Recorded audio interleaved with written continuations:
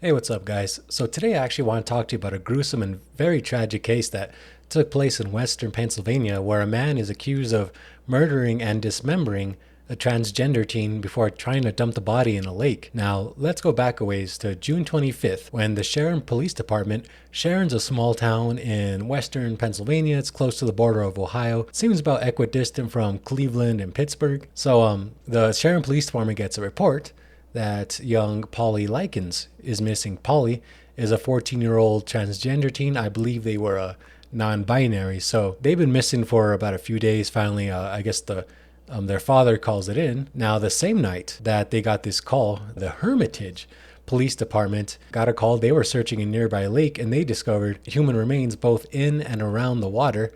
And those remains actually ended up being Likens' remains. An autopsy also revealed that the cause of death was sharp force trauma to the head. So stabbed in the head, something like that.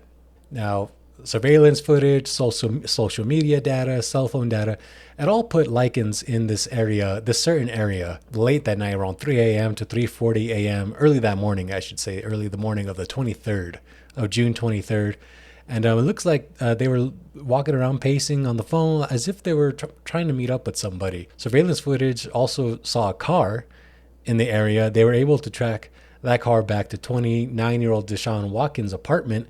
And using surveillance footage, they were able to see Watkins leaving his apartment several times with large bags, large duffel bags, trash bags, other kinds of bags.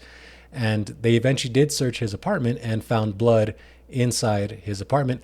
I haven't seen anything to indicate that it's Likens' blood, but I think those results will likely be coming. Police also found a receipt for an electric saw with exchangeable blades, and they actually later found that saw at the crime scene. So Watkins did tell police that he had met somebody on Grindr and was attempting to meet up, and that he did have a sexual encounter with someone that night, but he denies being in that canoe launch area, but says that he may have driven through that area. That's not a good look when you kind of deny it and go back and said maybe this that. That's not great. Just just so you guys know.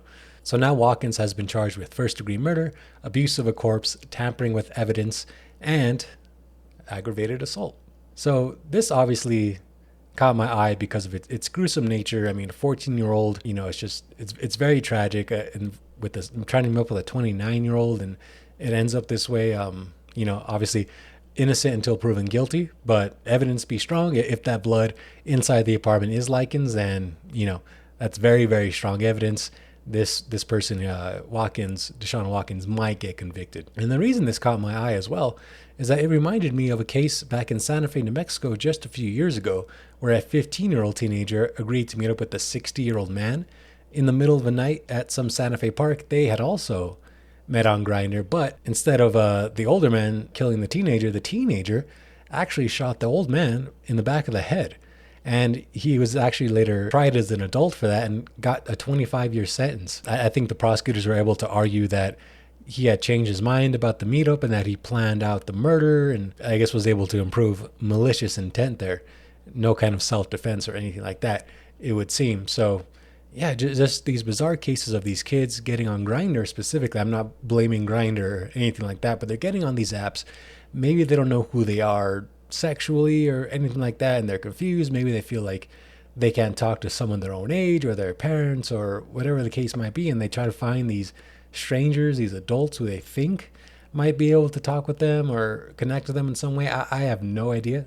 I'm not a psychologist by any means, but I just try to figure out why stuff like this continues to happen. But yeah, I just thought I'd bring that to your attention. Obviously, very tragic. This person was actually about to turn 15 this last Saturday, so was murdered or, allegedly murdered shortly before their 15th birthday. Just a 14-year-old child, which is very sad to see them end up in such a way. But yeah, that's about it for today, guys. Like the video, subscribe to the channel if you haven't, and I'll see you guys next time.